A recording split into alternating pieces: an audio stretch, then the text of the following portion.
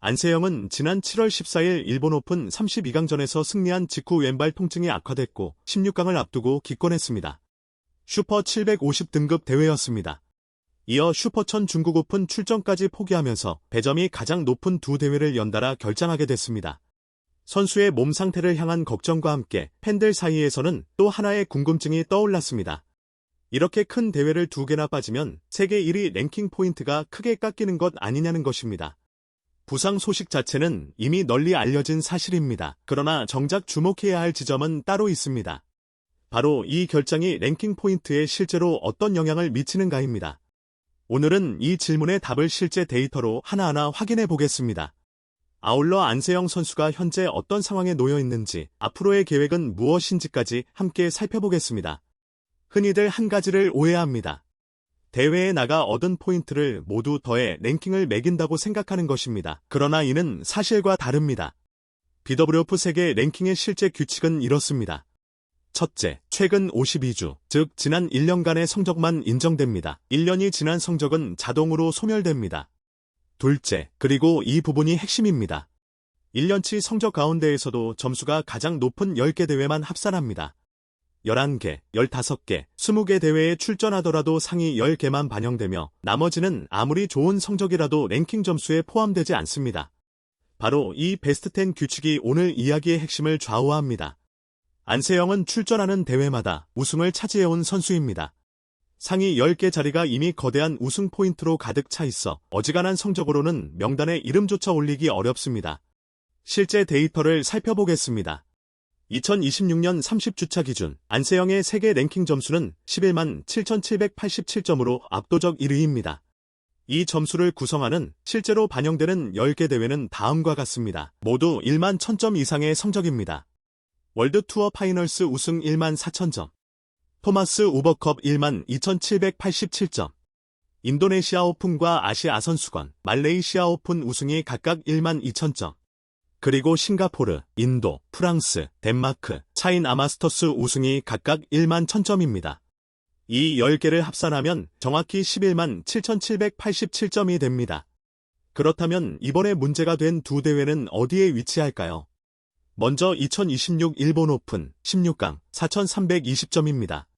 이미 랭킹에 반영돼 있지만 안세영의 상위 10개 안에는 포함되지 못합니다.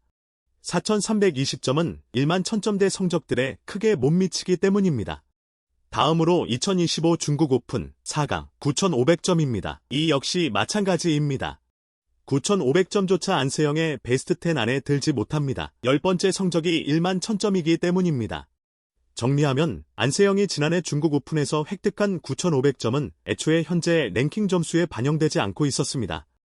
따라서 올해 중국 오픈에 출전하지 않아 그 점수가 사라지더라도 본래 반영되지 않던 점수이므로 총점은 전혀 변하지 않습니다.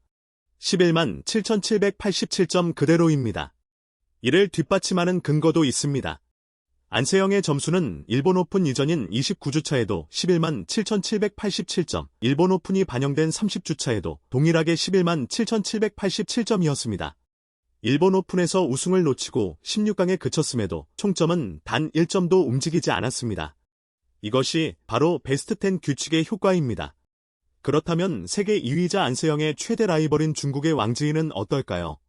왕즈이의 현재 점수는 10만 6689점, 안세영과의 격차는 약 1만 1100점입니다.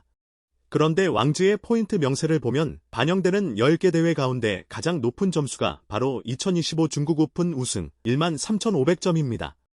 왕즈이는 지난해 중국 오픈 디펜딩 챔피언입니다. 이 1만 3500점이 그녀 랭킹의 기둥입니다. 그런데 이 점수는 올해 중국 오픈 성적으로 교체됩니다. 그리고 올해 왕즈이는 타이틀을 지켜내지 못했습니다. 지난 7월 25일 준결승에서 일본의 야마구치 아카네에게 패하며 4강에서 탈락했습니다. 1게임은 야마구치가 21대 10, 2게임은 왕즈이가 21대 6, 3게임은 야마구치가 21대 16으로 가져갔습니다. 게임 스코어 1대2, 왕즈이의 패배였습니다. 디펜딩 챔피언에서 4강으로, 이는 무엇을 의미할까요? 지난해 우승 포인트 1만 3500점이 올해 4강 포인트 9500점으로 교체된다는 뜻입니다. 왕즈이는 이번 대회에서만 4000점을 잃게 됩니다. 총점은 10만 6689점에서 약 10만 2689점으로 내려갑니다. 반면 안세영은 앞서 확인했듯 이를 점수가 없어 11만 7,787점을 그대로 유지합니다. 그 결과 두 선수의 격차는 약 1만 1,100점에서 약 1만 5,100점으로 오히려 4,000점가량 더 벌어집니다. 주목할 점은 이것입니다. 부상으로 두 대회를 통째로 결장한 안세영의 1위 격차가 정상적으로 대회를 소화한 2위 왕지희를 상대로 오히려 더 벌어졌다는 사실입니다. 안세영은 지킬 점수가 없었고 왕지희는 지켜야 할 타이틀이 있었기 때문입니다. 이것이 바로 베스트 10 시스템과 절대적 지배력이 만들어내는 역설입니다. 팬들이 우려한 두 번째 지점은 벌금입니다. 이렇게 큰 대회를 빠지면 벌금을 물어야 하는 것 아니냐는 것입니다. 일리 있는 우려입니다. 안세영과 같은 세계 최상위권 선수는 BWF의 탑 커미티드 플레이어 규정 대상입니다. 슈퍼1000과 슈퍼750 등 상위 대회는 원칙적으로 의무 출전이며 엔트리 발표 이후 기권하면 벌금이 부과될 수 있습니다. 그러나 명확한 예외가 있습니다. 바로 부상입니다. 정식 진단서나 MRI 등 검증 가능한 의료 서류를 제출하고 심사를 통과하면 BWF는 벌금을 면제합니다.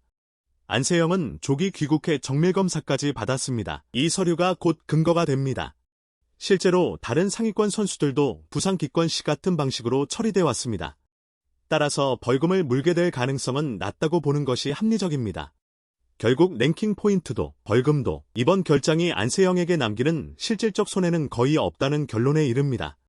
그렇다면 가장 중요한 부분, 안세영의 현재 몸 상태와 향후 계획은 어떨까요? 안세영은 세계선수권 이전에 열리는 하위 등급 대회, 이를테면 대만 오픈이나 코리아 마스터스에는 출전하지 않기로 했습니다. 현재는 회복에만 집중하는 시기입니다. 우선 용인 삼성 트레이닝 센터에서 재활을 진행합니다.